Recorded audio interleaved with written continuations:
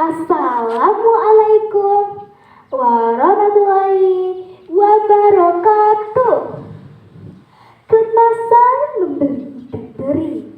Ikan dibeli, dimasak semur. Jika Julia nama diberi dari SDN 001 Tanjung Pinang Timur. Dewan juri yang saya hormati, hari ini Cika akan bercerita dengan judul Asal Muasal Selat Nasi Kepulauan Riau. Alkisah seorang penguasa di Pulau Subi. Datuk kaya namanya, istrinya bernama Cik Wan, dan mereka dikaruniai seorang putri yang cantik dan rupawan bernama Nilam Sari. Kecantikan Nilam Sari pun tersebar hingga ke negeri-negeri jauh. Pada suatu hari teman-teman sekelompok pedagang dari negeri Palembang singgah ke Pulau Subi. Mereka mendengar tentang kecantikan dan kebaikan Nilam Sari. Akhirnya cerita tersebut pun didengar oleh raja dan permaisuri Palembang. Raja dan permaisuri merasa Nilam Sari sangat pantas untuk putranya Pangeran Demang Adijaya. Permaisuri mengungkapkan rencananya itu kepada putranya. Ia merasa senang karena putranya itu menerima rencananya. Sang raja lalu mengirimkan utusan kerajaan ke Pulau Subi untuk meminang Nilam Sari.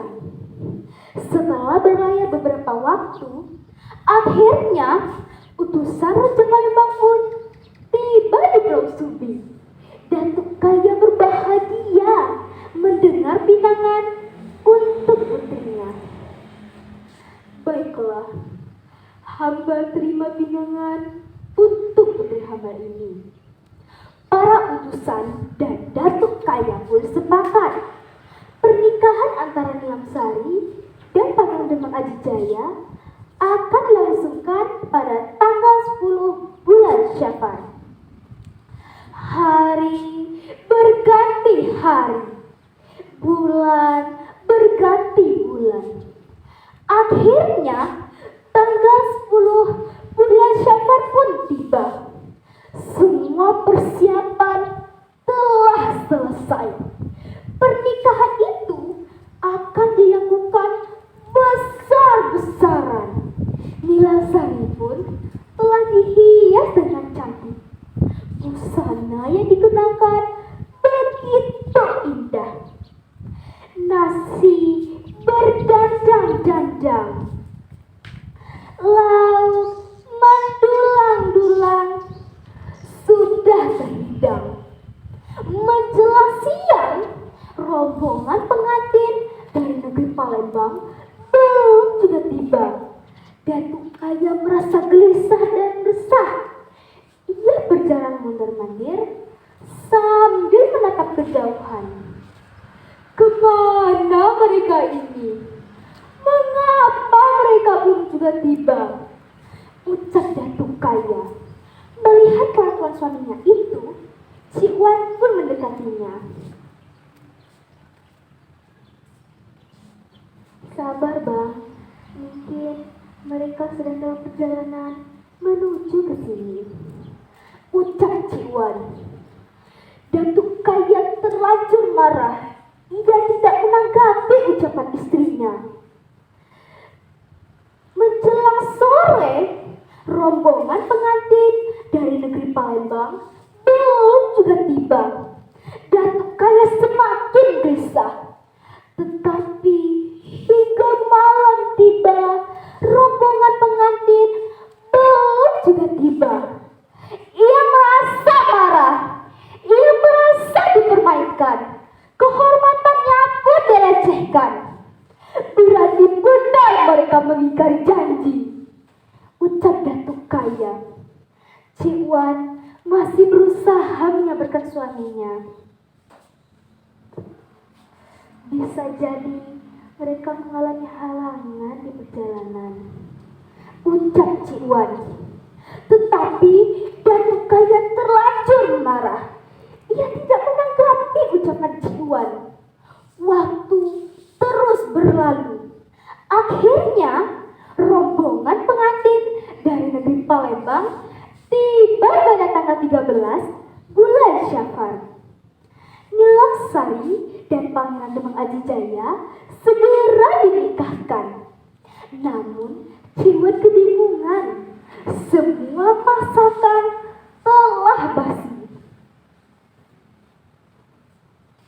Apa yang harus dihidangkan untuk tamu undangan? Ucap Cik Wan. Cik Wan pun memberitahukan kepada suaminya. Bang, sebaiknya kita masak lagi untuk tamu undangan. Ucap Cik Wan. Tidak! Makanan basi ini pantas untuk mereka yang mengingkari janji. Dijawab Datuk Kaya dengan marah. Cik Wan masih berusaha mengabarkan suaminya. Kurasa mereka mengalami halangan di perjalanan, ucap Cik Wan. Datuk Kaya tidak mau tahu. Ia tetap marah. Tetapi benar teman-teman, rombongan pengantin dari negeri Palembang dihadang badai yang besar di perjalanan, sehingga mereka harus singgah ke pulau untuk berlindung. Akibatnya mereka terlambat 3 hari dari hari yang sudah disepakati. Cik Wan kembali menyarankan ke suaminya agar masak kembali. Tidak! Kamu tak tahu diri itu. Biarlah mereka makan makanan yang basi ini, ucap Datuk Kaya. Akhirnya kemarahan Cik Wan pun tersulut. Jika abang tetap bersikeras, jatuhkan malah satu kepadaku, ucap Cik Wan. Datuk Kaya murka. Hei Cik Wan, bukan malah satu yang dijatuhkan kepadamu, melainkan kalak 3. Sambil menghamburkan nasi basi ke tanah. Hamburan nasi itu memanjang menyerupai selat. Ingat, kita bercerai sebatas nasi basi ini. Tiba-tiba air laut menggulung-gulung setinggi gunung menghantam Pulau Subi. Biur, biur, petir menyambar-nyambar. Dar, dar, badai menerjang Pulau Subi hingga terbelah menjadi 2 bagian. Satu belahan kecil milik Cik Wan, sementara satu belahan besar milik Datuk Kaya. Adapun di kemudian hari, selat tersebut dinamakan selat nasi. Demikian cerita juga.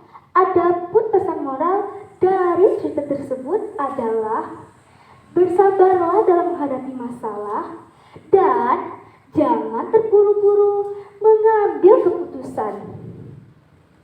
Saya mohon maaf jika ada kata yang salah. Jika akhiri dengan wabillahi taufiq wal hidayah. Wassalamualaikum warahmatullahi wabarakatuh.